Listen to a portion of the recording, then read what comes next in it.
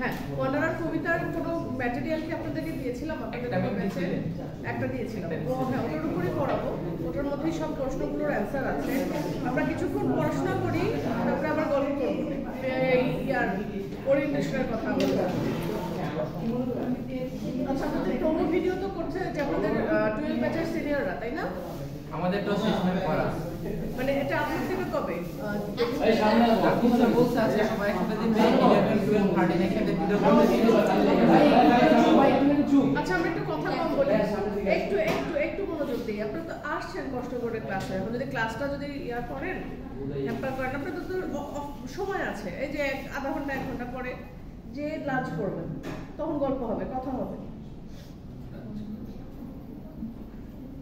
ঠিক আছে, ওয়ান্ডারারের আমি করছি না, যেটা দিয়েছি ওটার উপর বেস করে একটু বলি।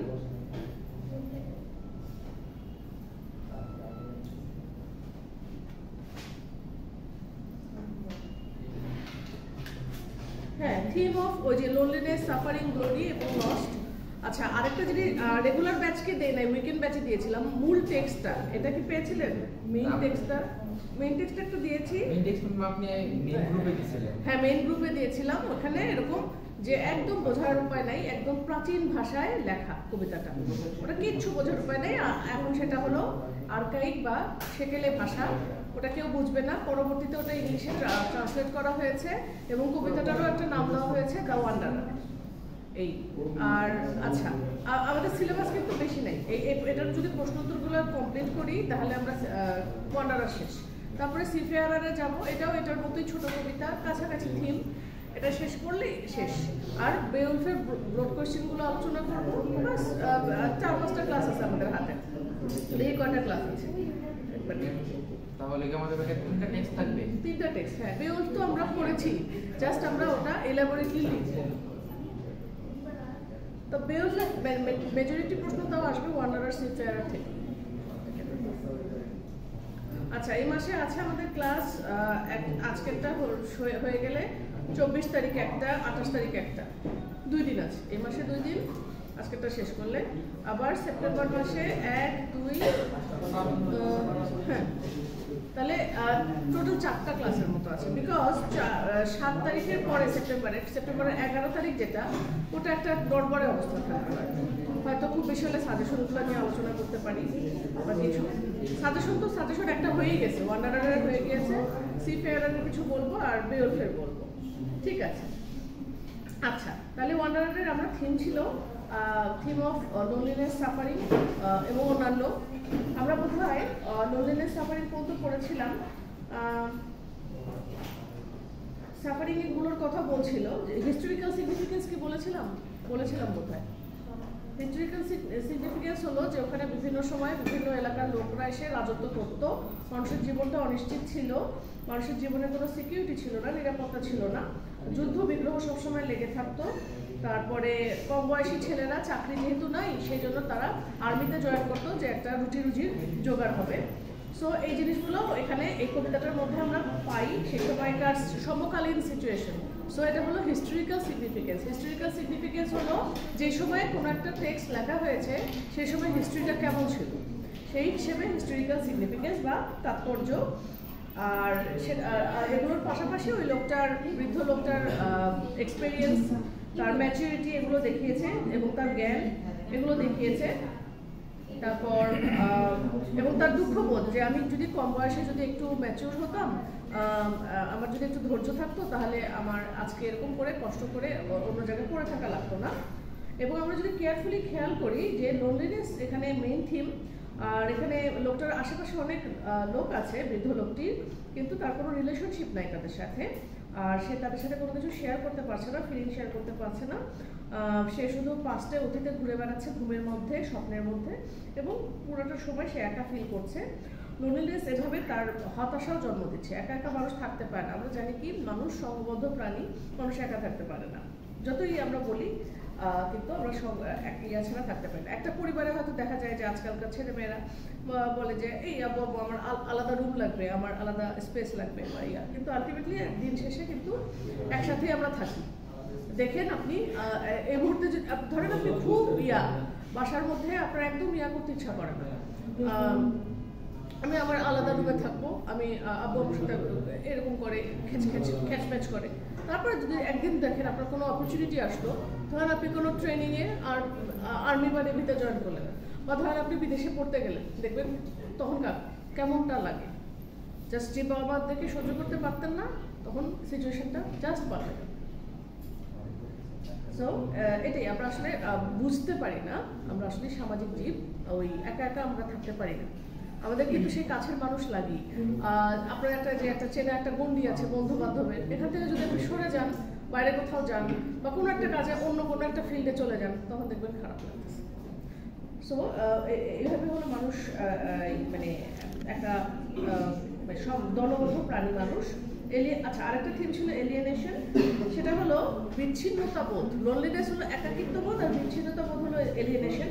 দুটার কাছাকাছি জিনিস কিন্তু এক না। যখন ফ্রাস্ট্রেটেড হয়ে গেল কোনো বন্ধু বান্ধব না থাকাতে, তারপরে যখন সে বিদেশে আসলো, মানে ফরেন কান্ট্রি, বা যখন নির্বাসনে গেল লোকটা, আমরা কি জানি ওই বৃদ্ধ লোকটা বা ওয়ান্ডারার ওকে নির্বাসনে পাঠানো হয়েছিল।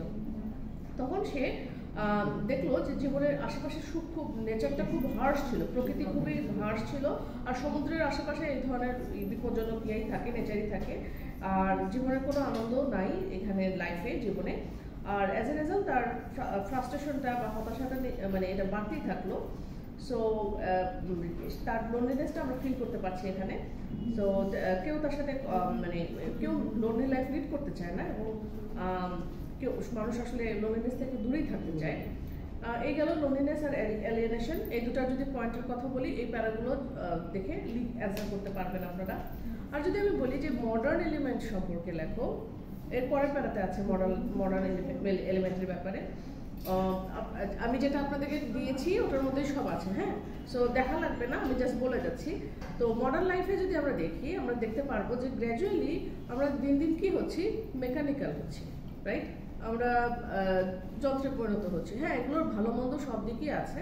আমরা মেকানিক্যাল হলেও আমরা কি করেছি, আমাদের কারেন্ট অ্যাচিভমেন্ট কি? বাংলাদেশ কিন্তু এই মুহূর্তে আইডল সবার কাছে, পুরো ওয়ার্ল্ড ওয়াইড এই জিনিস কেউ করে দেখাতে পারেনি আর কোনো দেশ। ইভেন আশেপাশের দেশগুলো প্লাস ইভেন ফিলিস্তিনের মানুষও আশাবাদী, মানে ওখানেও কিন্তু ইভেন হচ্ছে আর কি, যে এই সিচুয়েশনটা পারবো। ফিলিস্তিনের অবস্থা কিন্তু বাংলাদেশের থেকে কয়েক গুণ, হাজার গুণে খারাপ। সো তো যাই হোক, আমরা যেহেতু মেকানিক্যাল হয়ে যাচ্ছি, মানুষের সাথে মানুষের কমে যাচ্ছে। আমরা পাশাপাশি আছি, কিন্তু আমরা আছি ভার্চুয়ালি। দেখা যাচ্ছে যে আগেকার দিনে কি হতো, মামাতো, চাচাতো, ফুফাতো ভাই বোন বা আপনারা ক্লাসমেটস, আপনারা একসাথে বসে আছেন, অনেক গল্প আড্ডা হচ্ছে। বাট এই মুহূর্তে যেটা হচ্ছে এখনকার, ধরেন আপনারা একসাথে আছেন 4-5 জন, ধরেন আমি ক্লাস থেকে চলে গেলাম, আপনারা হয়তো কেউ গল্প করছেন, আবার মেজরিটি কি হবে, ফোন নিয়ে যে যার মতো ফোন আপনারা চালাচ্ছেন, আছেন আপনারা ভার্চুয়ালি আছেন, সোশ্যালি কানেক্টেড আছেন, কিন্তু ফোন চালাচ্ছেন। ওটা কিন্তু আনে না, কাছে আনে না মানুষকে। সো আমরা এভাবে মেকানিক্যাল হয়ে যাচ্ছি। তো মানে সোসাইটির অন্যদের সাথে না অ্যাসোসিয়েট হয়ে মানুষ কি করছে, সোশ্যাল অ্যাসোসিয়েশনটা হচ্ছে ফেসবুকের সাথে, অন্যান্য হোয়াটসঅ্যাপ আর যে আছে, টিকটক আছে। সো এই লোনলিনেসের উপরেও কিন্তু এই মানে the reason behind loneliness of this old man is different. ওই বৃদ্ধ লোকটার একাকিত্ব অন্য জিনিস। সে এমন একটা নিষ্ঠুর সমাজে বসবাস করছে যেখানে কোনো ল আর অর্ডার নাই। সো মানুষজন কি করতো, সহজেই মরে যেত। অ্যান্ড এই ধরনের এভাবে সে তার আত্মীয় স্বজনদেরকেও মরে যেতে দেখেছে। আচ্ছা, তাহলে আমরা কি বললাম, যে মডার্ন এলিমেন্টের কথা বলতে গিয়ে এখানে বলা হচ্ছে লোকটার সাথে তো আমাদের মিলবে না। এখন আপনাদের প্রশ্ন আসতে পারে এখানে মডার্ন এলিমেন্ট আসলো কিভাবে। সো মডার্ন এলিমেন্টের কথা এখানে বলতে গেলে, যে ওইখানে কবিতাটার অনুযায়ী লোকটা একটা আলাদা জীবন লিড করছে, যেখানে একাকিত্ব আছে, এবং সে তার অতীতের তার রিলেটিভদের করে, সেখানে ল অ্যান্ড অর্ডার ছিল না, তারা মারা গিয়েছে সবাই। সো এখান থেকে অনেক কিছু শেখার আছে। সবচেয়ে বড় লেসন হলো যে আমাদের ইমোশনটাকে কন্ট্রোল করতে হবে। সো আগের দিনে ল আর অর্ডার তো এগুলো ছিল না। সো মানুষ সহজেই মারামারিতে জড়ায় যেত, যে যা ইচ্ছা তাই করতো। তখন মানুষকে মারা করতে হতো, বিকজ অল্প মানে কিছু মানুষের লোভের বশবর্তী হয়ে সবাই মিলে যুদ্ধে গিয়ে মারা পড়ত। সো এই ধরনের ইনসিডেন্ট আজকের দিনেও দেখা যাচ্ছে। যে কোনো মুহূর্তে একটা তৃতীয় বিশ্বযুদ্ধ হওয়ার একটা চান্স আছে। দেশের মধ্যে গৃহযুদ্ধ লেগে গেল, কতগুলো মানুষ মারা গেল। সো এই যে মানুষগুলো, ছেলেগুলো মারা পড়লো, এটা তো একটা সরকারের, একটা ফ্যাসিস্ট রেজিমের একটা ইয়ার থেকেই আসছে। সো আমাদের নিজেদের দেশেও দেখলে যে এই পলিটিক্যাল ইয়াটার জন্য আনরেস্টটা চলতেছে এবং মানুষে মারামারি হচ্ছে, মানুষ মারা যাচ্ছে, মানুষ সবকিছু হারাচ্ছে। তবে এটাই ভালো লাগে যে আপনাদের জেনারেশন যারা, তারা একটা হাত নাই, একটা পা নাই, তারপরে বলছে যে আবার যাবো, দরকার হলে শহীদ হয়ে যাব, কিন্তু তাও এই ইয়াটা হলো আপনাদের কাছ থেকে নেওয়ার যোগ্য। Hats off to you. So আমরা এই ধরনের আনরেস্ট এবং নিজেদেরকে এই ধরনের ফাইটিং থেকে দূরে রাখবো। ঠিক আছে, তারা একটা নোবেল কজের জীবন দিতে চাচ্ছে, বাট এটা কোনো জীবন নয়। মানুষের জন্মেছে কি এরকম অপঘাতে অল্প বয়সে মরার জন্য নয়। সো আমাদের ইয়ার থেকে ওইখান থেকে একটা মডার্ন এলিমেন্টটা এইভাবে পাচ্ছি যে তখনকার দিনেও যেরকম যুদ্ধ হানাহানি ছিল, এখনকার দিনেও এরকম ইয়াটা আছে। এই জিনিসগুলো যেন না থাকে, এটাই হলো টু সাম এক্সটেন্ট এখানে মডার্ন একটা এলিমেন্ট। এখান থেকে একটা আইডিয়া পাই। আচ্ছা, আমাদের সমাজে দেখতে গেলে যে আমরা সোসাইটির মধ্যে খালি ভাগ, বাংলাদেশ একটা দেশ, তার মধ্যে যে 64টি জেলা, প্রত্যেকটা জেলার মানুষের মধ্যে কিন্তু সমস্যা। এই বরিশাল, নোয়াখালী, কুমিল্লা, চিটাগাং, এখানকার মানুষ খারাপ, ঠিক আছে। এটা আবার ধরেন যে উত্তরের দিকের দেশগুলো, ওরা তো বোকা শোকা, এই ধরনের। অবশ্যই এই মুহূর্তে এখন কেউই বোকা নয়, সবাই চালাক চতুর, সব এলাকারই আছে। সো নিজেদের মধ্যে রেশারেশি, এই ধর্ম নিয়ে মারামারি, এই মুসলমান হিন্দু দাঙ্গা লাগানোর চেষ্টা। সো এখানে এগুলা, তারপর নিজেদের আত্মীয় স্বজনের মধ্যে আরো বেশি ফাইটিং হচ্ছে, তাই না? আত্মীয়দের মধ্যে কিন্তু জমি জমা সম্পত্তি নিয়ে মারামারি। সো দেখছেন কতগুলো ভাগ নিজেদের মধ্যেই, একটা দেশে এর মধ্যে হারমোনি নেই। সো কিলিং ব্যাটল এগুলো হচ্ছে। সো এই ফ্রাস্ট্রেশনগুলোই গ্র্যাজুয়ালি ওয়ান্ডারেরও দেখেছি আমরা। তো এই কবিতার সবচেয়ে অ্যাট্রাকটিভ দিকটা হলো যে 1000 বছর আগে, আচ্ছা আস্তে আস্তে তাও ভিতরে গল্প হচ্ছে। কবিতাটা 1000 বছর আগে লেখা হয়েছে, বাট এই যে এই মডার্ন এলিমেন্টগুলো এখনো আছে এখানে। সো আচ্ছা, ওয়ান্ডারের কবিতাটা যদিও ঈশ্বর নিয়ে বা গড নিয়ে কথা বলছে, আসলে এটা মোর এমফেসাইজ দিচ্ছে ফ্রাস্ট্রেশন এবং মানুষের সাইকোলজিক্যাল অ্যানালাইসিসের উপর, যে মানুষের হতাশা মানুষের জীবনে কি করতে পারে এবং এখান থেকে মুক্তি লাভের উপায় কি। ওই সময়ে যে কবিতাগুলো লেখা হতো সেগুলো বেসিক্যালি ধর্মীয় ব্যাপার স্যাপারগুলো নিয়ে বেশি দিত, ইম্পর্টেন্স দিত। এই কবিতাটাও যুদ্ধ, তারপরে হিরোদের হিরোইক কার্যকলাপ নিয়ে কথা বলেছে, বাট এই হিরোইক ডিডসগুলো নিয়ে শুধু আলোচনা হয়নি, গ্লোরিফাই করা হয়নি। রাদার এখানে আরো কিছু ভালো ভালো জিনিস করছে, যেমন থিম অফ সাফারিং, এটা একটা ইম্পর্টেন্ট থিম এখানে। এই বয়স্ক লোকটা যে একমাত্র সেই সাফার করছে তা না, এই সময় আরো বিভিন্ন লোক এই সময় সাফার করতো, এবং শুধুমাত্র ফিজিক্যাল সাফারিং না, মেন্টাল সাফারিংও। সো ওল্ড ম্যান এখানে সাইকোলজিক্যালি সাফার করছে প্রতিদিন এবং তার জীবনে কোনো হ্যাপিনেস নাই। এটা গেল সাফারিং এর পার্ট। তারপর theme of glory and lost is another beautiful theme. সেটা হলো গ্লোরি মানে হলো ওই যে গ্লোরি, কোনো কিছুর মহত্ব করা আর কি।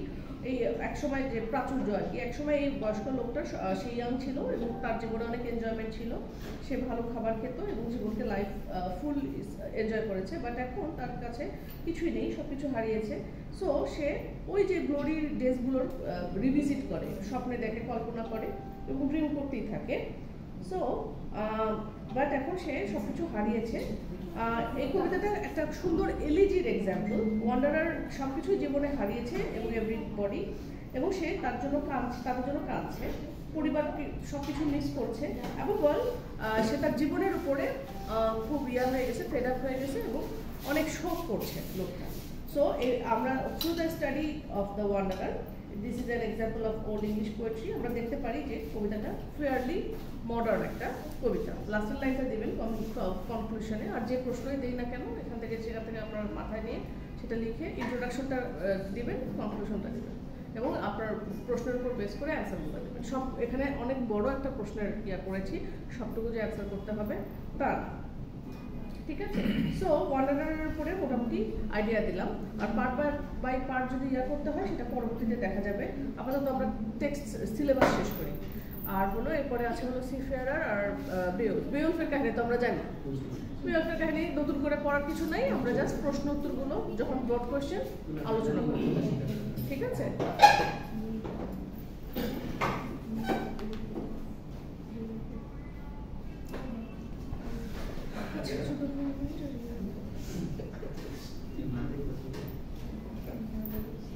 আপনাদের কবে নোটিশ দিয়েছে যে 12 তলায় 1205-এ এখন থেকে ক্লাস হবে? আসলে ইয়া হয়েছে কে? আমি ইয়া করছি, সমস্যা নেই।